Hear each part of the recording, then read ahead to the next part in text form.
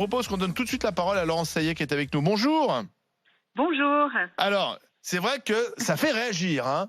On Oui, se j'ai pose vu. la question, comment peut-on passer aussi rapidement et facilement d'un poste de porte-parole d'un parti politique à celui de chroniqueuse? Alors, je ne sais pas ce qui choque le plus. Est-ce que c'est de devenir chroniqueuse ou est-ce que c'est de devenir chroniqueuse dans Balance ton poste, si on va être tout à fait clair.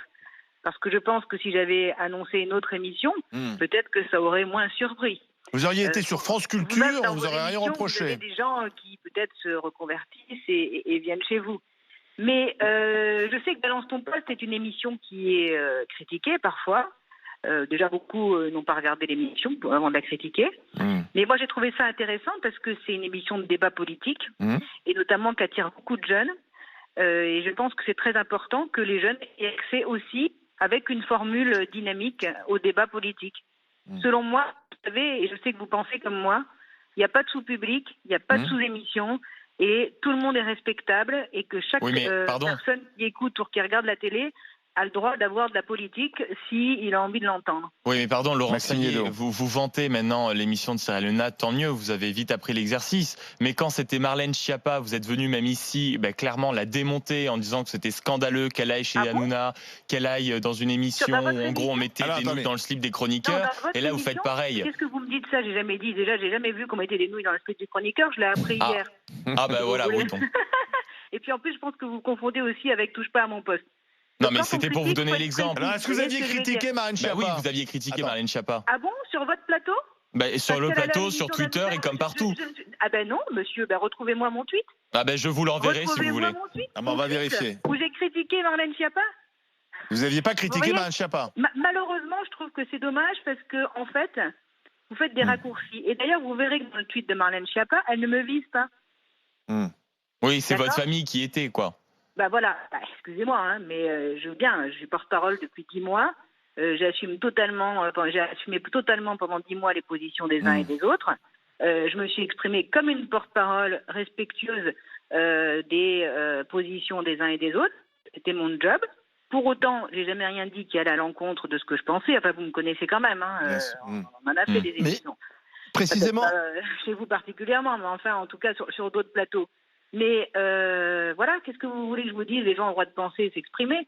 Mais précisément. C'est quand même dingue qu'en France aujourd'hui, on n'ait pas le droit, un, de changer de job, et deux, de penser et de s'exprimer. Moi, les gens qui me critiquent, je les respecte, ça m'est totalement égal.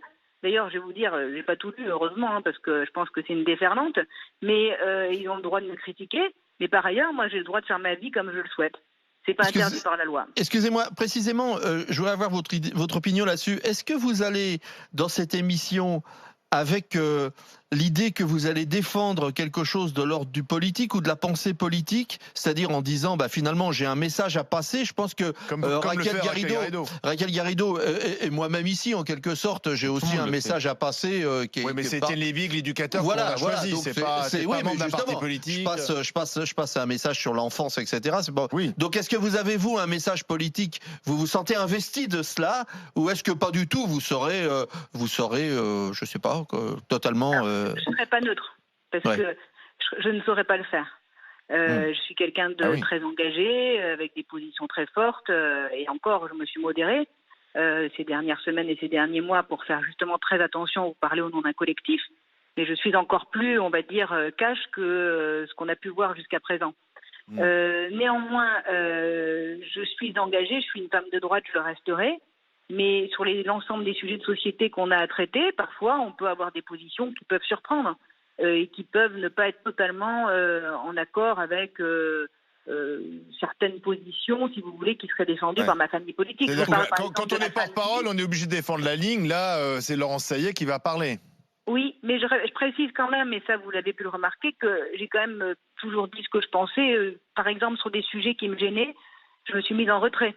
Vous voyez, par exemple, sur l'histoire de la fin de vie la dernière semaine des européennes, j'ai pas fait d'émission parce que je ne voulais pas aller contre la position de la tête de liste, parce que ça c'était très important de ne pas brouiller les messages avant. Vous n'étiez pas forcément d'accord avec ce qu'il disait. J'allais pas non plus défendre sa position qui n'était pas la mienne. Je me suis mise en retrait. Et Laurent Wauquiez, là-dessus, a été super. Vraiment, c'est pour ça qu'on n'a jamais eu de conflit en un an et demi. C'est qu'il m'a toujours laissé libre de me mettre parfois en retrait ou de ne pas insister sur des sujets quand j'étais pas totalement d'accord. Oui, mais ce qui est bonjour. Ce qui est Bonjour. étrange, alors vous avez, enfin comment dire, vous pouvez changer Fatima. d'émission. Effectivement, je pense dans les critiques, beaucoup confondent touche pas à mon poste et balance ton poste, et les deux émissions sont différentes. Le ton est différent. Il s'agit de effectivement balance ton poste. C'est une émission de débat. Ce qui est étrange. Moi, ce que je relève dans ce que vous avez écrit, c'est libre de ma pensée et dorénavant libre de ma parole. Donc, est-ce que avant, lorsque vous étiez une femme politique, parce que là vous dites oui, je serais un peu plus libre, mais là on a l'impression que c'était de la langue de bois jusqu'à présent. Non, c'était pas. La vérité est entre les deux, si vous me permettez. C'est-à-dire que, comme je l'ai expliqué, je n'ai jamais rien dit que je ne pensais pas. Ou alors, c'est un peu mensonge par omission. On peut me retrouver une phrase, mais vous pouvez peut-être retrouver une phrase où vous allez interroger. Ah bon, mais bon, ok. Mais le sujet, c'est que si par exemple demain, vous voyez, par exemple, il y a le thème de la fessée. Je vais vous donner ce thème-là, qui par exemple divise dans notre famille politique. Et moi, très clairement, j'estime que cette loi est juste et qu'on doit interdire la fessée pour les enfants.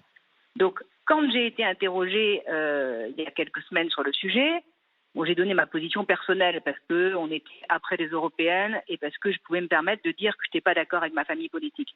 Et quand vous êtes porte-parole, que par exemple la majorité de votre famille politique pense une chose, vous êtes quand même, soit vous dites rien, soit vous essayez de porter la parole de tout le monde. Alors, Vous voyez ce que je veux dire ? dans l'émission, elle a répondu sur le côté politique en parole. Oui, mais c'est pour justement un autre aspect. Parce que personnellement, lorsque je regarde des émissions de débat, j'aime beaucoup lorsque ce sont des personnes, des nouveaux visages, des personnes de la société civile, par exemple, que je découvre avec des points de vue très concrets. Et ce que je crains dans Balance ton poste avec quelqu'un comme vous, je vois qu'il y a Garrido aussi, que finalement, à la place d'avoir un vrai débat concret sur la vie, la vie quotidienne des gens, on est France Insoumise versus contre les Républicains. Vous ne l'aurez pas parce que déjà je ne parle plus au nom des Républicains et j'ai des positions qui sont parfois différentes. Vous avez quitté les Républicains ? Oui, totalement. Mais vous savez, ma vie, c'est une vie normale. C'est-à-dire que je fais mes courses à Carrefour, je prends le métro, j'ai 2 enfants, une ado et une petite fille qui a 4 ans. Mes 2 enfants ont la même vie et j'ai les mêmes problèmes de maman que les autres. Des galères comme les autres. Ma vie, elle est normale. Moi, mon père, il est installateur sanitaire. Ma mère était fonctionnaire. À 13 ans, je faisais des petits boulots pour m'en sortir. Je me suis toujours battue. Donc, si vous voulez, j'ai une vie normale de tous les Français. Et donc, je sais de quoi je parle. J'étais en profession libérale, donc je sais ce que c'est de ne pas prendre de congé au pays de l'URSSAF. Etc. Non, mais je pense que là, excusez-moi, Laurent Saillet, en fait, la question n'est pas là, parce qu'après, c'est le choix de l'animateur de choisir qui il veut dans son émission, puis après, on regarde pas. Mais c'est plus le mélange des genres. Est-ce qu'on n'est pas un peu dans la confusion ? C'est-à-dire qu'aujourd'hui, il y a des responsables. Moi, personnellement, ça ne me choque pas, et au contraire, je trouve très bien qu'un responsable politique puisse imaginer notre vie. On a suffisamment reproché à nos politiques de faire que ça dans leur vie, que quand il y en a qui finalement vont faire autre chose, pourquoi pas ? Et puis je vois l'utilité aussi d'avoir quelqu'un qui connaît très bien l'univers politique, les coulisses, et qui vient peut-être le décrypter avec une vraie liberté de parole. Néanmoins, vous savez aussi, Laurent Saillet, qu'il y a aussi parfois la confusion des genres, le mélange des genres, on ne sait plus qui parle et on de qui, on nom de quoi. On a des journalistes qui deviennent des militants politiques, on a des politiques qui font journalisme, et cette frontière maintenant, elle est quand même très floue. Est-ce que c'est pas confus tout ça, en fait ? Je suis d'accord avec vous. D'ailleurs, je l'ai ressenti moi-même en étant porte-parole. Parfois, quand je faisais des très longs plateaux, des heures durant, notamment les jours de Gilets jaunes, on en arrive à faire que du commentaire plutôt que de porter des positions. Mais ça, j'ai tout de suite corrigé le tir. Ça m'est peut-être arrivé 1 ou 2 fois à commenter. Oui, ils montent les Champs-Élysées, ils les descendent. Mais non. Quand j'étais porte-parole, je portais des messages politiques avec un but bien précis. Quand je vais m'exprimer en tant qu'éditorialiste, c'est pas la même chose, parce que en plus de la liberté de parole que je vais acquérir, je vais pouvoir aussi faire du commentaire. Vous voyez ce que je veux dire ? C'est quand même, il y a une différence. Et je pense que, la frontière est fragile, mais je sens l'exercice et sa différence, et ça sera différent pour moi aussi, parce que je vais pouvoir me permettre de faire du commentaire. Par exemple, si Emmanuel Macron fait quelque chose qui me semble intéressant, ça sera plus facile aussi pour moi de le dire. D'accord. En tant que citoyenne, en tant qu'éditorialiste, en tant que ce que vous voulez. Et vous savez, quand vous parlez avec vos amis autour d'un repas, quand vous allez boire un café, etc., on fait déjà de la politique. Parce que parler de la société et de la vie, c'est faire de la politique. Laurent Aller Saillet. voter, c'est faire de la politique. Donc, voilà. Et vous le voyez bien vous-même que de toute façon, effectivement, il y a cette confusion, mais dans plein d'émissions. Puisqu'on se retrouve sur les plateaux avec un éditorialiste, avec un journaliste, un présentateur, et puis à force de passer tout dit quoi, qui fait quoi. ensemble, parfois les rôles se mélangent, et je suis d'accord avec vous. Mais c'est à nous d'être vigilants pour être clairs, et c'est pour ça que j'ai démissionné de toutes mes fonctions. Laurent Saillet, dernière question, ça paye mieux la télé que d'être porte-parole des Républicains? Je ne ferai jamais aucun commentaire sur ce sujet. Vous voyez, la phrase, elle est simple, et je peux la répéter en boucle. D'accord. Merci Laurent Saillet, en tout cas d'avoir répondu à nos questions, pas celle-là mais les autres, dans les grandes gueules. J'adore votre émission, alors c'est un grand plaisir. Merci à vous et donc bonne chance pour la suite.